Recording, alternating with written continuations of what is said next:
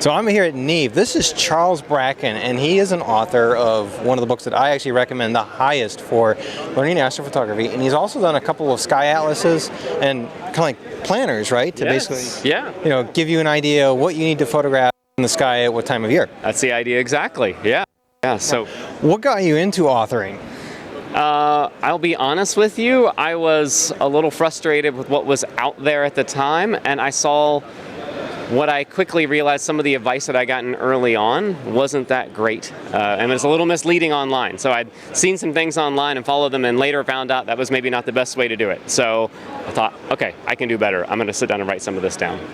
In college, one of the things they will tell you is to get stuff that's been edited and basically checked over by other people before you actually take the advice to the field. And that's kind of the thing. Like with the forums, anybody can say bull crap, okay? But if it's a published book, it's a lot more solid, okay? I will tell you that even if there's a typo in the thing, I get an email. So I do put my email in the introduction. If I say anything that is even slightly controversial opinion, people are all over it. So I hope it's been fully corrected at this point by the third edition. I'm one of those guilty email people. No, it's great. It's the process of self-correction that science allows, right? So yeah.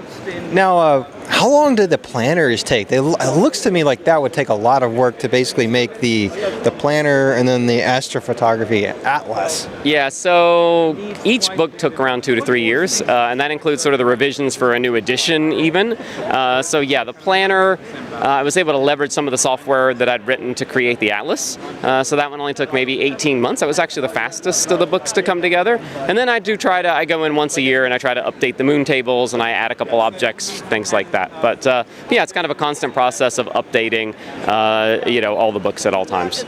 So I've got one more question for you, and that is, if there's one place on this planet that you could go to do either visual astronomy or astrophotography, where would you go? But you can't say Chile.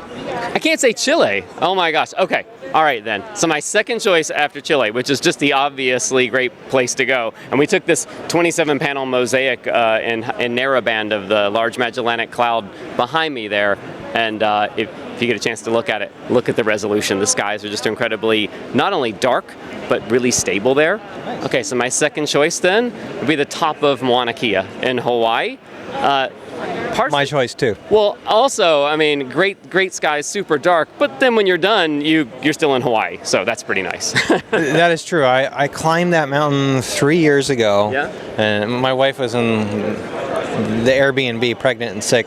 I feel so bad, but it was quite the experience to get up to the top of that mountain. Yeah. Did you park at the parking lot? And you can actually set up the Park Service now will let you apparently set up your tripod and do Milky Way photography from the parking lot at I think it's 10 or 12,000 feet or something. So they now let that happen there. So people were doing it when I was there, but they weren't it wasn't sanctioned.